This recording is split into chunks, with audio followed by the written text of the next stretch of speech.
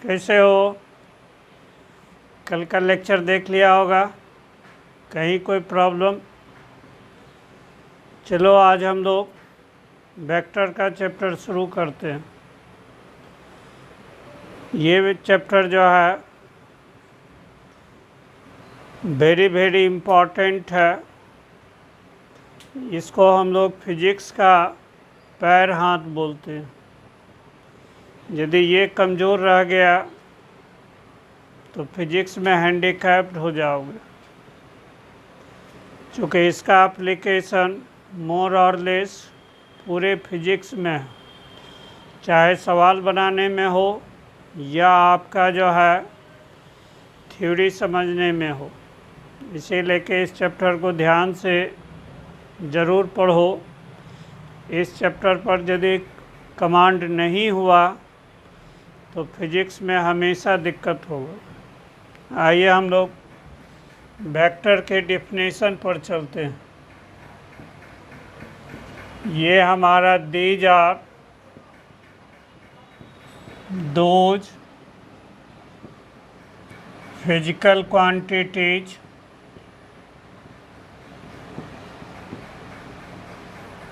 having both magnitude and direction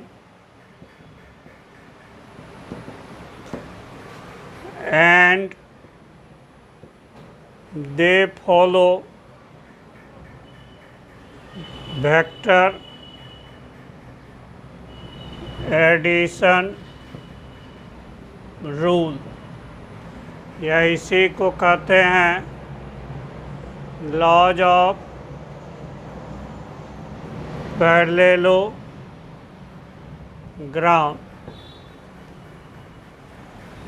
9वां 10वां में भी पढ़ा होगा वेक्टर स्केलर, तो थोड़ा रिस्ट्रिक्टेड वे में 9वां में पढ़ा होगा। सिंपली कि those quantities having magnitude and direction. यहाँ पर आपका जो है एक एडिशनल चीज़ जोड़ रहे हैं, जो कि हमारा they follow vector addition rule ने वेक्टर का जोड़ने का ये नियम है, उसको फॉलो करना चाहिए। ठीक, तब देखो जो है वेक्टर का लाने के लिए 3 प्रॉपर्टी हो गया। पहला मैग्नीट्यूड होना चाहिए, दूसरा फिक्स डायरेक्शन होना चाहिए, तीसरा जो है ये वेक्टर एडिशन रूल को फॉलो करना चाहिए। तो हम लोग जो है ये वेक्टर एडिशन रूल या लॉज ऑफ पैरेललोग्राम क्या है, 1 मिनट में उसको देख लेते हैं। नहीं तो मान लीजिए आपका जो है ए वेक्टर है, दूसरा ये बी वेक्टर, बीच का एंगल अल्फा। तो ये दोनों वेक्टर को जोड़ेंगे। ने ए के जगह फोर्स हो सकता है, मोमेंटम हो सकता है, वेलोसिटी हो सकता है, एक्सेलरेशन हो सकता है। थोड़ा देर के लिए हम लोग फोर्स ही मान लें कि ओ पार्टिकल पर 2 फोर्स लग रहा है, एक का मैग्नीट्यूड ए है, दूसरा क्या है बी है, दोनों के बीच का एंगल अल्फा। तो ये दोनों वेक्टर का रिजल्टेंट, तो हम लोग इस दोनों वेक्टर को एडजेसेंट साइड मान के हम लोग पैरेललोग्राम बनाते हैं। इस पैरेललोग्राम का जो डायगोनल होता है, ये जो डायगोनल होता है वही दोनों का जोड़, जिसको हम लोग रिजल्टेंट कहते हैं, P + Q। ठीक, ये रिजल्टेंट का जो मैग्नीट्यूड होता है, इसी को हम लोग वेक्टर का मोड लिखते हैं या वेक्टर का साइन हटा देते हैं। तो ये हमारा p² जोड़ q² + 2pq cos अल्फ़ा, ये दोनों जोड़ने के बाद इस फॉर्मूला के तहत इसका रिजल्टेंट होगा। ने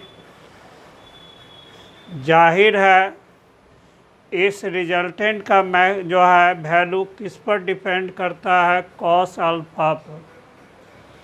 कॉस अल्फ़ा का वैल्यू मैक्सिमम होगा तो रिजल्टेंट हमारा मैक्सिमम होगा, चूँकि प्लस से जुड़ा हुआ। अभी इस फार्मूला के बारे में टेंशन नहीं लेना है, इस फार्मूला को इसी चैप्टर में हम लोग डिराइव करके दिखा देंगे। अभी डेफिनेशन समझाने के लिए ये हम लोग ले रहे हैं। एफ आपका अल्फ़ा का वैल्यू 0 डिग्री हो जाए तो कॉस अल्फ़ा जो है 1 हो जाएगा, और ये क्या होता है, कोसाइन के दुनिया में मैक्सिमम होता है। तो आर का वैल्यू क्या होगा, ये मैक्सिमम होगा। तो पी स्क्वायर जोड़ Q square 2pq, cos alpha की जगह 1 हो गया। तो ये हमारा क्या हो जाएगा, p प्लस क्यू का स्क्वायर का रूट। तो ये हमारा p प्लस क्यू हो जाएगा। इसी को हम लोग मैग्नीट्यूड को इधर वेक्टर हटा दीजिए या वेक्टर रहते हुए मोड लगा दीजिए, दोनों परंपरा है। ये मैक्सिमम वैल्यू हो गया। एफ अल्फ़ा का वैल्यू 180 डिग्री हो जाए, मतलब दोनों अपोजिट डायरेक्शन में हो, तो कॉस अल्फ़ा हमारा क्या हो जाएगा, कॉस 180 डिग्री, तो ये -1 हो जाएगा। ये वैल्यू क्या है, मिनिमम। तो आर हमारा क्या हो जाएगा, मिनिमम हो जाएगा। तब हमारा पी स्क्वायर जोड़ क्यू स्क्वायर प्लस 2pq -1 हो जाएगा। तो ये आपका क्या हो जाएगा, p माइनस क्यू का होल स्क्वायर। इसका मतलब p माइनस क्यू हो जाएगा, या p का मैग्नीट्यूड माइनस q का मैग्नीट्यूड। ठीक, तो मैक्सिमम हमारा क्या होगा, दोनों वेक्टर के मैग्नीट्यूड के जोड़ के बराबर। मिनिमम क्या होगा, दोनों के आपका डिफरेंस के बराबर, मैग्नीट्यूड के डिफरेंस के बराबर। आप देखिए जो है ये तो एडिशन ऑफ वेक्टर में, इसका मतलब हमारा आर का वैल्यू, ये आपका p का मैग्नीट्यूड जोड़ q के मैग्नीट्यूड से छोटा होगा, या हमारा p का मैग्नीट्यूड माइनस q का मैग्नीट्यूड, इससे क्या होगा, r इससे बड़ा होगा, और p का मैग्नीट्यूड प्लस q के मैग्नीट्यूड से बड़ा होगा। जैसे एफ आपका जो है ए का वैल्यू मान लीजिए 10 न्यूटन होता, बी का वैल्यू 6 न्यूटन होता, तो ये दोनों का रिजल्टेंट आर मैक्स कितना होगा, ए का मैग्नीट्यूड, यहाँ पर देखिए हम लोग पी क्यू ले लिए हैं सब जगह, तो हम लोग वेक्टर में भी हम लोग जो है ए के जगह पर पी ले लें, बी के जगह पर क्यू ले लें। नहीं तो फिर सबको इमिट करना पड़ेगा, तब हमारा जो है तो रिजल्टेंट हमारा क्या हो जाएगा, पी का मैग्नीट्यूड जोड़ क्यू का मैग्नीट्यूड।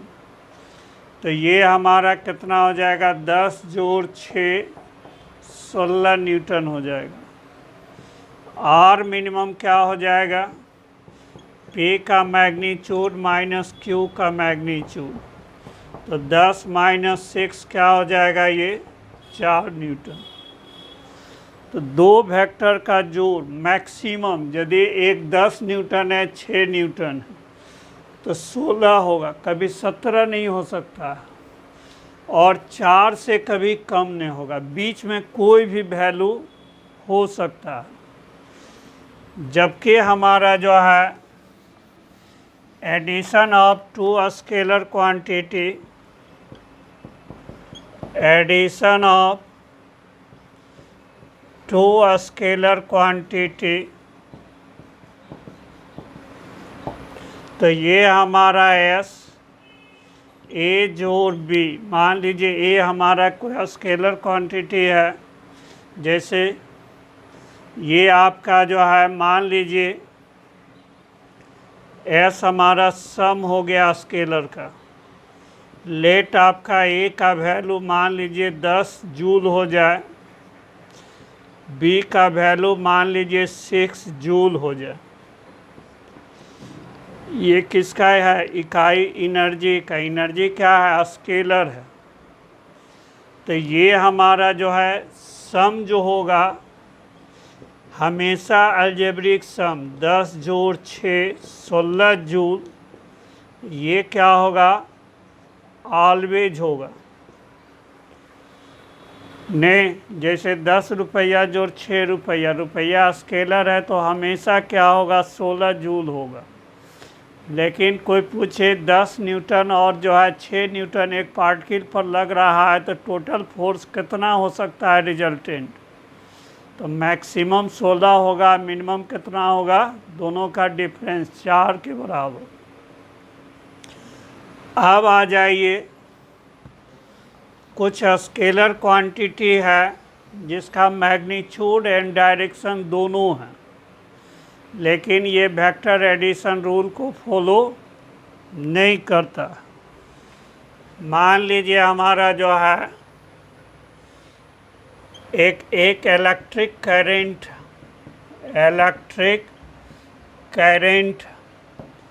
मान लीजिए इसमें हमारा जो है ये आपका हमारा 10 एम्पियर है, इसमें भी हमारा 10 एम्पियर करंट फ्लो हो रहा। तो इस वायर में कितना दोनों मिलके करंट होगा? तो ये 20 एम्पियर हो गया। मान लीजिए दोनों के तार के बीच का एंगल कितना है? 60 डिग्री। अब यदि हम लोग करंट वही रखें, करंट हम लोग जो है वही रखें, एंगल हम लोग बदल दें, मान लीजिए हम 90 डिग्री कर दें, करंट I1 वही 10 एम्पियर रखें, इसमें भी हमारा करंट I2 10 एम्पियर रखें, तो इसमें भी रिजल्टेंट क्या हो जाएगा? ये 20 एम्पियर के बराबर होगा। तब देखिए जो है लेकिन इसी में आ जाइए, इसका मतलब ये आपका जो है दोनों तार के बीच के एंगल पर ये डिपेंड नहीं कर रहा। इसका मतलब electric current does not follow vector addition rule, since electric current is kept in the list of scalar quantities।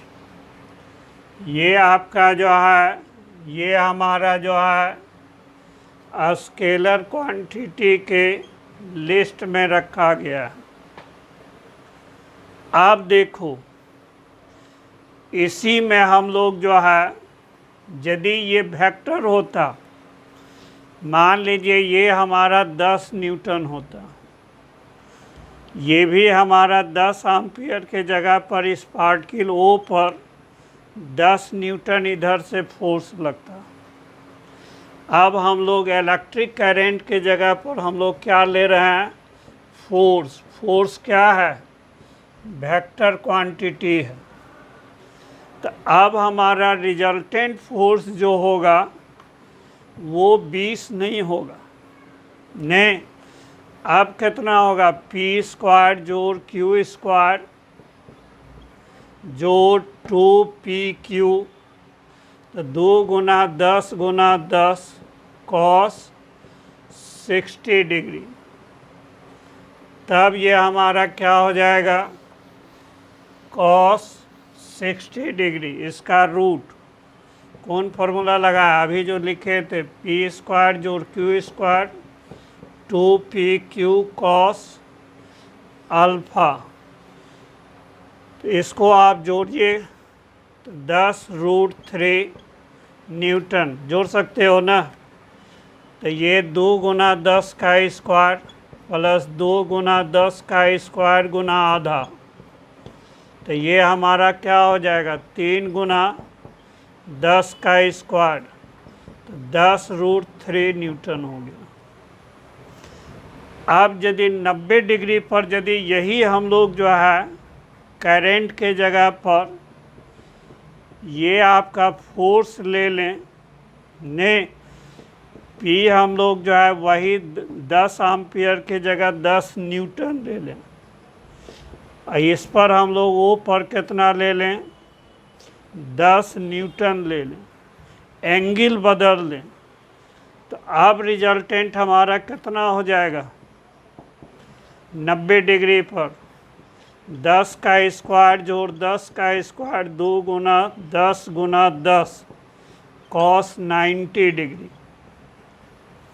cos 90 के बारे में हम लोग क्या सिखाए, 0, तो ये टर्म 0 हो गया, तो ये कितना हो जाएगा, 10√2 न्यूटन। नहीं तो वेक्टर जोड़ने का नियम अलग है और स्केलर को जोड़ने का नियम अलग है। इसी लेके अभी तक का हमारा समरी क्या हो गया, वेक्टर के लिए जो है 3 प्रॉपर्टी होना चाहिए, पहला मैग्नीट्यूड, दूसरा डायरेक्शन, तीसरा है लॉज ऑफ पैरेललोग्राम को फॉलो करना चाहिए। नहीं, हमारा उसके लिए आपका जो है वेक्टर का, 2 वेक्टर का जोड़ मैक्सिमम दोनों वेक्टर के मैग्नीट्यूड के जोड़ के बराबर होता है, और मिनिमम क्या होता है, दोनों के डिफरेंस के बराबर। लेकिन स्केलर में क्या होता है, हमेशा जो है दोनों का जोड़ के बराबर होता है। ठीक, तो मान लीजिए ने कोई कह दे कि वेक्टर का जो है होने के लिए क्या शर्त है, तो कहोगे वेक्टर होने के लिए 3 शर्त है। पहला फिजिकल क्वांटिटी का मैग्नीट्यूड होना चाहिए, दूसरा डायरेक्शन होना चाहिए, तीसरा क्या होना चाहिए, उसको वेक्टर एडिशन रूल या लॉज ऑफ पैरेललोग्राम को फॉलो करना चाहिए। नहीं, यहाँ तक तो कोई दिक्कत नहीं होना चाहिए।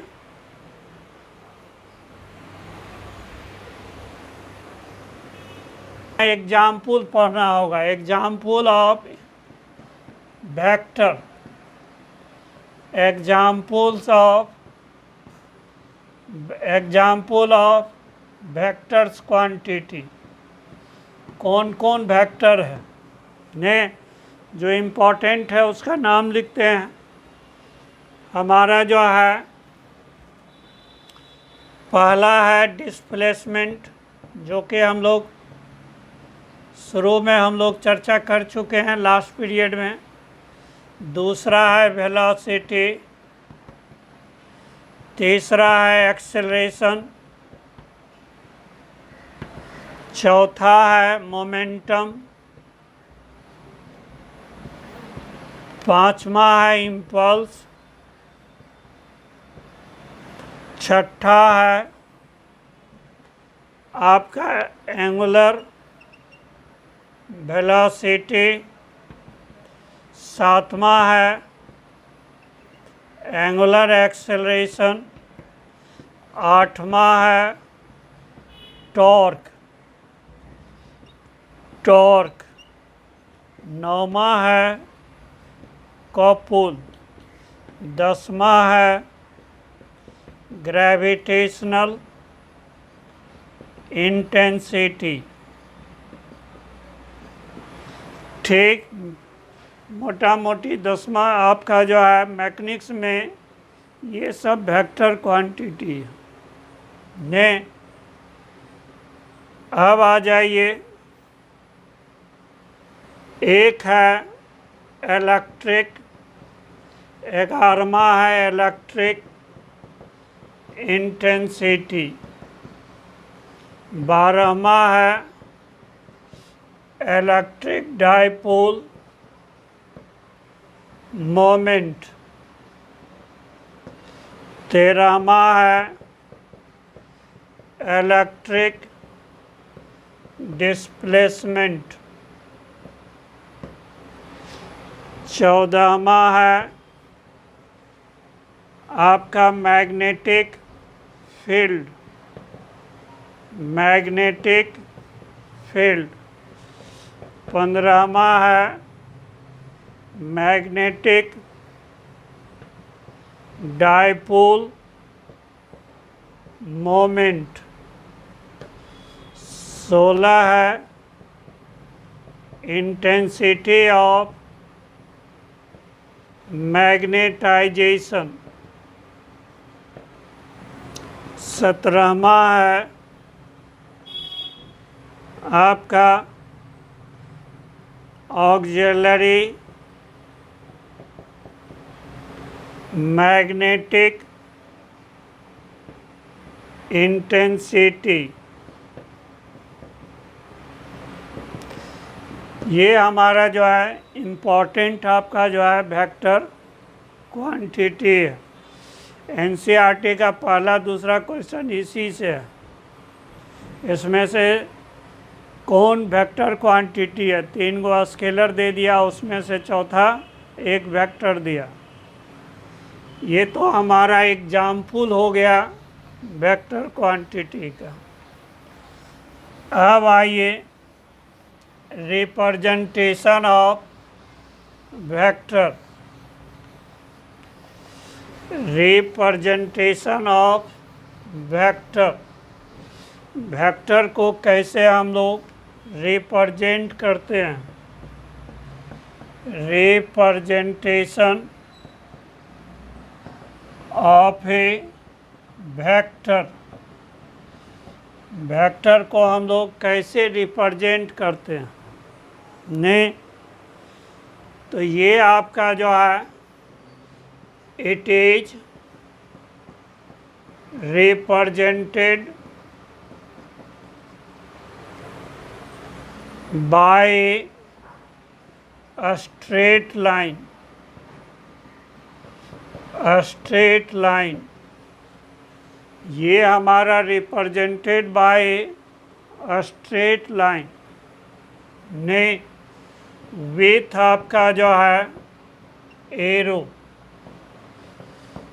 क्या कहने का मतलब है? ये एक स्ट्रेट लाइन से इसको हम लोग रिप्रेजेंट करते हैं।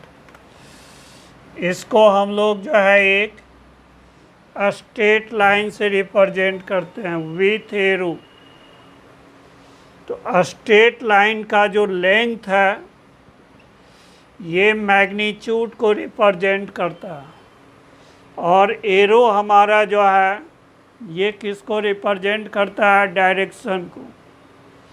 तो हमारा जो है length of straight line represents magnitude of vector. ये जो है वेक्टर के मैग्नीट्यूड को रिप्रेजेंट्स करता है ने, और एरो जो है एरो रिप्रेजेंट्स डायरेक्शन। ये हमारा क्या रिप्रेजेंट्स करता है, डायरेक्शन को रिप्रेजेंट करता है। जैसे मान लीजिए एल बराबर ये 10 सेंटीमीटर है, सपोज कीजिए ये हमारा एल कितना है, ये 10 सेंटीमीटर ये लंबाई है, और ये हमारा एक फोर्स को रिप्रेजेंट करता है 100 न्यूटन को। ठीक, तो अभी हमारा जो है, तो ये 10 सेंटीमीटर और कितना फोर्स को रिप्रेजेंट करता है, 100 न्यूटन को। डायरेक्शन हमारा किधर है, ईस्टवर्ड। तो हमारा जो एफ जो है फिगर में 100 न्यूटन फोर्स को रिप्रेजेंट करता है इन द डायरेक्शन ऑफ, या इन ईस्ट डायरेक्शन, इन ईस्ट डायरेक्शन। अब मान लीजिए कि हमारा जो है ये एक दूसरा वेक्टर है, मान लीजिए ये हमारा जो है एफ डैश वेक्टर है, या दूसरा नाम दीजिए, मान लीजिए ये पी वेक्टर है ने, इसका लंबाई कितना है, 5 सेंटीमीटर। तो पी क्या रिप्रेजेंट करेगा, तो 10 सेंटीमीटर से हम लोग कितना फोर्स को रिप्रेजेंट कर रहे हैं, 100 न्यूटन को। तो 5 सेंटीमीटर लंबा वेक्टर कितना को रिप्रेजेंट करेगा, कि ये आधा हो गया लेंथ, तो ये 50 न्यूटन हो जाएगा।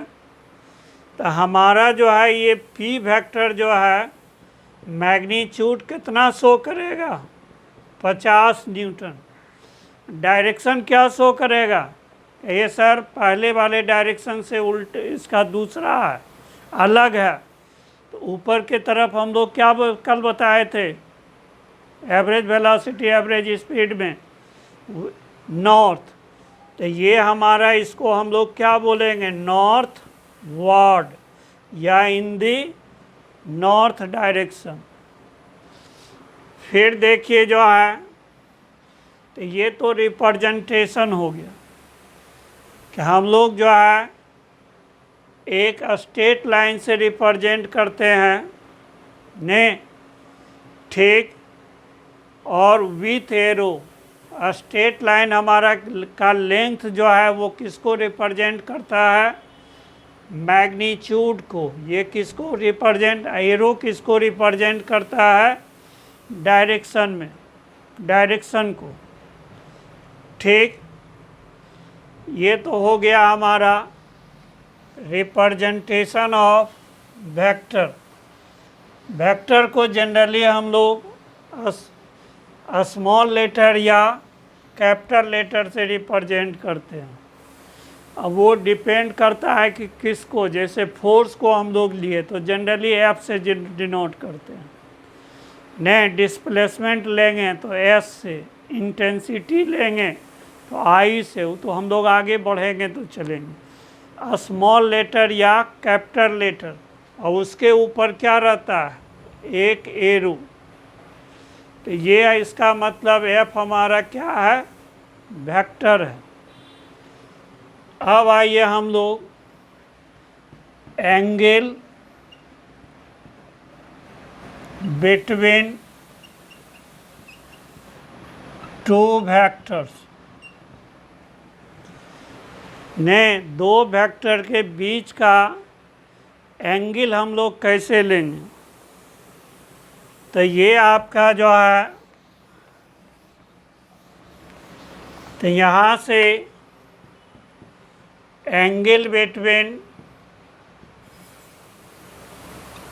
टू वेक्टर्स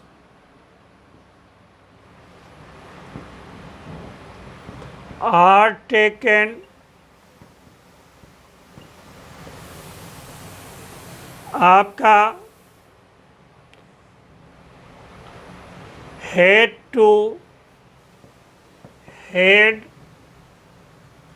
और टेल टू टेल। हेड क्या हो गया? एक वेक्टर का जो है जहाँ से शुरुआत हुआ, ये आपका इनिशियल पॉइंट को हम लोग टेल कहते हैं, और ये हमारा फाइनल पॉइंट को क्या कहते हैं? हेड। हेड हेड के बीच या टेल टेल के बीच, जैसे हम लोग जो है इसी में हम लोग कह दें ये ए वेक्टर है, ये आपका जो है बी वेक्टर है, ये बी वेक्टर है, तो ये बीच का एंगल 60 डिग्री है। नहीं तो यहाँ देखिए आपका इंसोन फिगर, तो यहाँ से ये हेड हो गया, ये हेड हो गया, कितना? 60। या टेल टेल भी लें तो यो 60 डिग्री है। नहीं तो in shown figure angle between A and B, तो ये कितना है? 60 डिग्री। चलिए अब दूसरा फिगर लेते हैं, उसी में ये ए हो गया,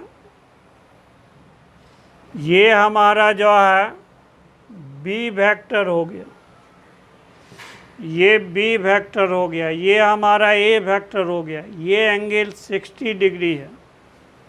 नाम बदल देते हैं ताकि जो है समझ में आवे कौन फिगर के लिए ले रहे हैं। इसको सी वेक्टर कह दें, इसको डी वेक्टर कह दें। In shown figure angle between C and D कितना है? तुम ही बताओ, पॉज कर लो, सोच लो। ये 60 डिग्री है, कहिएगा नहीं। एक का टेल है, दूसरे का क्या यहाँ मिल रहा है? हेड। ये एंगल क्या है? एक का टेल है, दूसरे का हेड है। ऊपर से सोचिए तो इसका हमारा क्या है? ने ठीक, तो ये आपका जो है, ये आपका क्या हो जाएगा? टेल हो जाएगा, ये हेड हो जाएगा। ने इसका यहाँ पर हेड हो जाएगा। तब हमारा इसको क्या करेंगे? आगे बढ़ा दीजिए, इसको आगे बढ़ा सकते हैं, किसी भी वेक्टर को उसी डायरेक्शन में ट्रांसफ़र कर सकते हैं। तो अब इस वेक्टर का हेड यहाँ हुआ, इस वेक्टर का हेड हुआ, तो ये एंगल हो गया, ये 60 है, तो ये कितना हो जाएगा? 120 डिग्री। वेक्टर के बारे में जानिए, नहीं आगे हम लोग बात भी करेंगे कि वेक्टर को हम लोग जो है कहीं भी ट्रांसफ़र कर सकता है। यदि हम लोग मैग्नीट्यूड एंड डायरेक्शन में बदल दें, शिफ्ट कर दें कहीं, तो उसमें कोई चेंजिंग नहीं आता। ठीक है, अब ये समझ गया कि हम लोग फिर से बोल रहे हैं angle between to vector taken किसके किसके बीच? हेड हेड या टेल टेल। तो हमारा इस फिगर में कोई दिक्कत नहीं, ये हेड है, ये हेड है, हेड हेड के बीच 60 डिग्री है। पीछे से सोचिए तो दोनों का टेल टेल है। इसमें हमारा क्या है? इसका एक हेड है, इसका ये क्या हो गया? टेल है।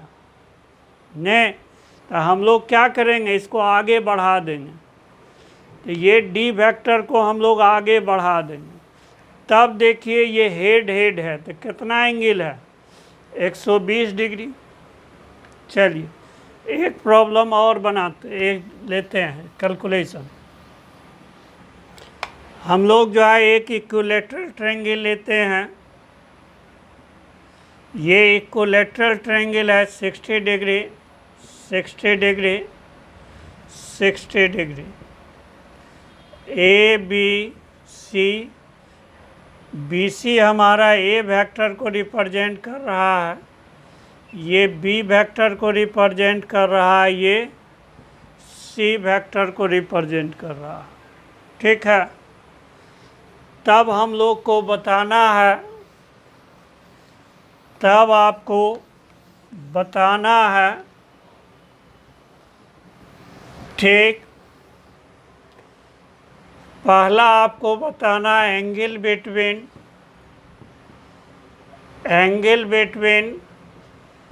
ए एंड बी। दूसरा बताना है एंगल बिटवीन बी एंड सी।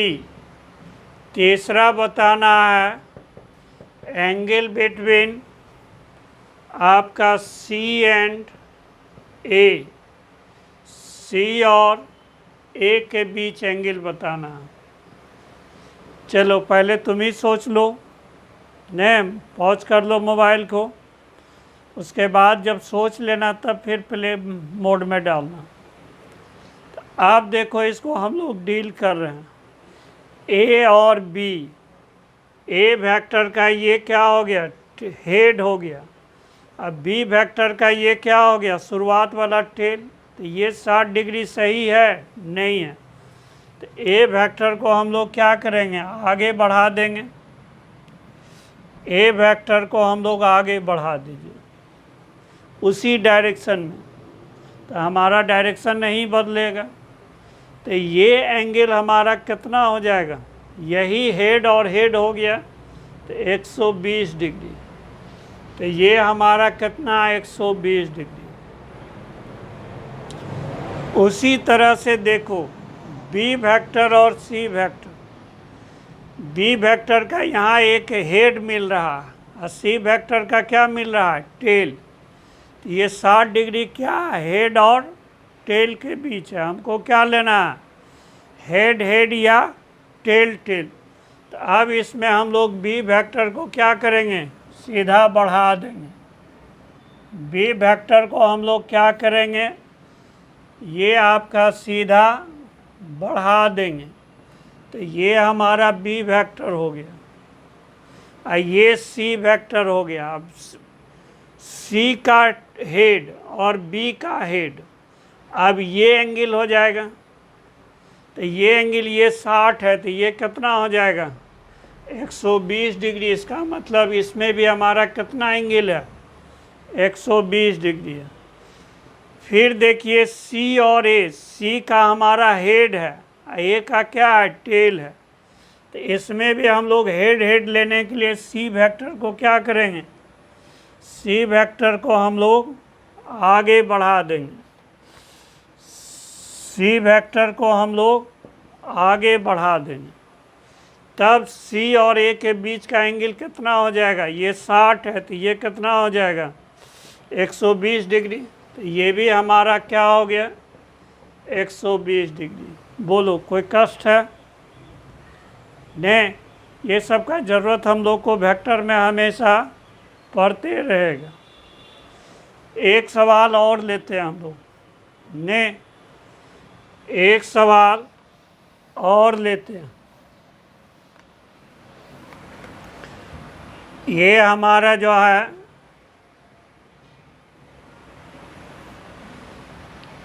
एक राइट एंगल ट्रायंगल है। ये वेक्टर आपका P रिप्रेजेंट कर रहा है। ये आपका जो है, ये हमारा स्मॉल p, ये हमारा स्मॉल q, ये हमारा जो है स्मॉल r वेक्टर रिप्रेजेंट कर रहा है। ठीक, तो ये आपका जो है, ये आपका r वेक्टर, इसका देखो एरो ऊपर दिए, नहीं, ये हमारा मान लो 37 डिग्री है, ये आपका 53 डिग्री है। नहीं, नाम देना है तो दे लो, यहाँ से पी क्यू आर। अब देखो इस फिगर में, ने angle between P and Q, पहला हम लोग जो है P एंड Q ने, तो P एंड Q के बीच हम लोग एंगल निकालें। दूसरा हमारा Q एंड R, तीसरा हमारा R एंड P वेक्टर, तीनों निकालिए। तो हमारा देखिए जो है ये P वेक्टर का क्या हो गया, हेड हो गया। और ये क्या है, यहाँ से यहाँ ये हमारा Q वेक्टर है, तो टेल है। तो क्या ये एंगल हमारा 37 डिग्री सही है? कहिए नो सर। यहाँ जो मिल रहा है, एक हेड मिल रहा है, दूसरा टेल मिल रहा है, हेड टेल के बीच है। हम लोग का डिफिनेशन क्या है, हेड हेड या टेल टेल। तो हम लोग P वेक्टर को क्या करेंगे, आगे बढ़ा देंगे। P वेक्टर को हम लोग क्या करेंगे, आगे बढ़ा देंगे। उससे हमारा इसके डायरेक्शन में कोई फर्क नहीं पड़ेगा। अब देखो P और Q के बीच इसको थीटा मान लो, तो यही होगा। ये थीटा का वैल्यू कितना होगा, 180 डिग्री में हम लोग 37 डिग्री घटा लेंगे। 180 में 37 घटाइए तो 3 हो जाएगा, ये आपका 7 में 4 हो जाएगा, ये 1 हो जाएगा, 143 डिग्री ने। ठीक, तो ये आपका जो है, फिर देखिए जो है Q और R के बीच, Q और R के बीच अब ये दोनों का हेड हेड मिल रहा है ना। Q और R के बीच ये आपका जो है हमारा जो है मिल रहा है, तो ये तो 53 डिग्री हो जाएगा। अब देखिए जो है R वेक्टर और P वेक्टर दोनों कोण की, दोनों वेक्टर का क्या मिल रहा है, टेल। तो ये टेल टेल के बीच है, या यहाँ से सोचोगे तो R का हेड और इधर से भी आपका P का हेड, तो ये कितना है, 90 डिग्री। फिर इसको समझाते हैं। तो ये हमारा जो है P वेक्टर हो गया, इसको हम लोग आगे बढ़ा दिए। ये Q वेक्टर हो गया, इसका Q का हेड, ये P का हेड, बीच का एंगल कितना है, थीटा। थीटा का वैल्यू कितना होगा, 180 में 37 डिग्री घटा दीजिएगा ने, तो ये आपका 143 डिग्री आएगा। अब देखो Q और R के बीच दोनों हेड हेड मिल रहा है, दोनों का हेड हेड मिल रहा है, तो डिफिनेशन के हिसाब से ठीक है, ये 53 डिग्री होगा। ये हमारा R वेक्टर का हेड और P वेक्टर के हेड के बीच का एंगल है। या पीछे से सोचिए तो दोनों के टेल के बीच का एंगल है, तो कितना होगा, 90 डिग्री। ये तो हम लोग जो है समझ गए ने। ठीक, अब आइए, ये हो गया एंगल बिटवीन टू वेक्टर। अब तो ये आपका जो है, जैसे मान लीजिए ये हमारा जो है कोई P वेक्टर है, ये आपका जो है, इससे आपका जो है 30 डिग्री बना रहा। ठीक, तो ये आपका जो है 30 के जगह ज़्यादा लीजिए, ज़्यादा दिख रहा है, 40 डिग्री। तो हम लोग क्या कहेंगे, P वेक्टर, ये हम लोग इधर क्या हो गया, ईस्ट। कल हम लोग लास्ट क्लास में हम लोग बात किए थे, नॉर्थ। इधर क्या कहलाता है, वेस्ट। इधर हम लोग को साउथ लेते हैं जनरली। आप देखिए जो है P vector acting at theta बराबर 40 डिग्री। ठीक, इसको हम लोग लिखते हैं नॉर्थ ऑफ ईस्ट। जिससे हम लोग एंगल लेते हैं उसको ऑफ के बाद लिखते हैं, उसके अलावा जिस डायरेक्शन में हो उसको पहले लिखते हैं। जैसे अंग्रेजी में कभी कभी ऑफ का जो है मीनिंग से आता है ने, ठीक जैसे वह कॉलरा से पीड़ित है, तो यहाँ he is suffering from cholera होता है। अंग्रेजी में फिर क्या होता है, वह कॉलरा से मर गया, तब हम लोग कहते हैं ही डाइड ऑफ कॉलरा। मर गया तो ऑफ प्रीपोजिशन होगा और जिंदा है तो फ्रॉम होगा। यहाँ भी ऑफ का मीनिंग हमारा हिंदी में क्या है, से। ईस्ट से नॉर्थ के तरफ, नॉर्थ जा रहा है किससे, ईस्ट से। और यदि इधर वाला एंगल ले लें तो थीटा डैश ये कितना हो जाएगा, 60 डिग्री। दूसरे एंगल से हम लोग कह सकते हैं थीटा डैश 60 डिग्री। अब किससे एंगल ले रहे हैं, नॉर्थ से। इसके अलावा किधर जा रहा है, ईस्ट, तो इसको हम लोग कहेंगे ईस्ट ऑफ नॉर्थ। ठीक। दूसरा हमारा जो है, मान लीजिए क्यू वेक्टर है, ये हमारा 45 डिग्री है। ठीक, ये थीटा हो गया। मान लीजिए ये हमारा अल्फ़ा हो गया। इधर भी कितना हो जाएगा, 45 डिग्री होगा, अल्फ़ा डैश 45 डिग्री होगा। तो हम लोग क्या लिखेंगे, Q vector acting at theta बराबर या अल्फ़ा बराबर 45 डिग्री, किससे, वेस्ट से। वेस्ट के अलावा किधर जा रहा है, नॉर्थ। तो ये हम लोग नॉर्थ ऑफ आपका जो है वेस्ट लिखेंगे। या इसी को हम लोग अल्फ़ा डैश भी कितना होगा, 45 डिग्री होगा। तो ये हमारा वेस्ट ऑफ नॉर्थ, क्योंकि ये किससे एंगल बना रहा है, नॉर्थ से।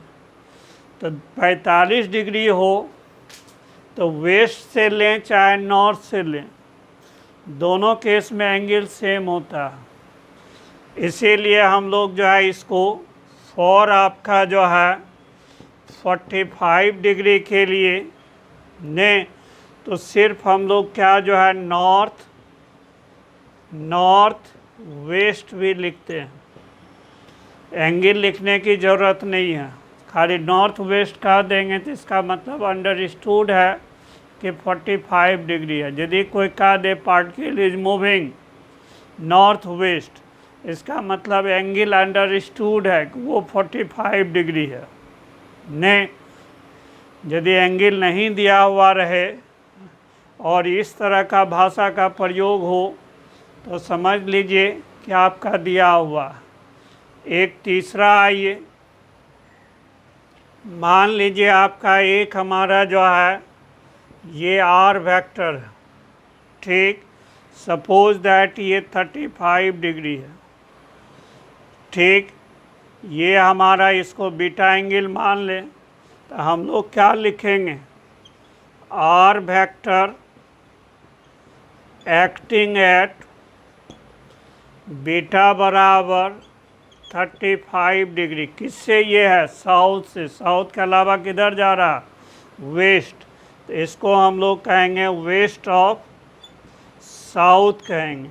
और यदि किसी को इधर से भी बोल सकते हैं तो ये बीटा डैश कितना हो जाएगा, ये 35 है तो ये 55 डिग्री हो जाएगा। या इसी को आप बीटा डैश 55 डिग्री, तो इसको हम लोग क्या किससे एंगल ले रहे हैं, वेस्ट से। तो हम लोग इसको क्या बोलेंगे, साउथ ऑफ वेस्ट बोलेंगे। फिर जो है हम लोग चौथा क्वाड्रेंट में आ जाएं, तो मान लीजिए एक हमारा जो है ये आपका जो है एस वेक्टर है ने, ये आपका 30 डिग्री बना रहा। ठीक, तो हम लोग क्या लिखेंगे, एस वेक्टर एक्टिंग एट इसको हम लोग गामा के एंगल से बोल दें तो गामा बराबर कितना हो जाएगा 30 डिग्री। क्या बोलेंगे इसको, किससे एंगल बन रहा है, साउथ से। साउथ के अलावा किधर जा रहा है, ईस्ट। तो हम लोग क्या कहेंगे, ईस्ट ऑफ साउथ डिग्री बोलेंगे। ने दूसरा देखिए जो है, इसी को इधर से ले लें तो ये कितना हो जाएगा, गामा डैश हमारा 60 डिग्री हो जाएगा। या इसी को हम लोग गामा डैश 60 डिग्री, 60 डिग्री लेंगे तो किससे बना रहा है, ईस्ट से, तो किधर जाएगा, तब इसको बोलेंगे हम लोग साउथ ऑफ ईस्ट बोलेंगे। तो ये तो हमारा किसी भी वेक्टर को रिप्रेजेंट करने का तरीका है। दूसरा तरीका और है, हम लोग क्लॉकवाइज या एंटी क्लॉकवाइज भी कर सकते हैं। मान लीजिए हमारा ये वेक्टर है, ठीक इधर से हमारा मान लीजिए आपका जो है 30 डिग्री है, तो ये एंगल कितना हो जाएगा 150 डिग्री।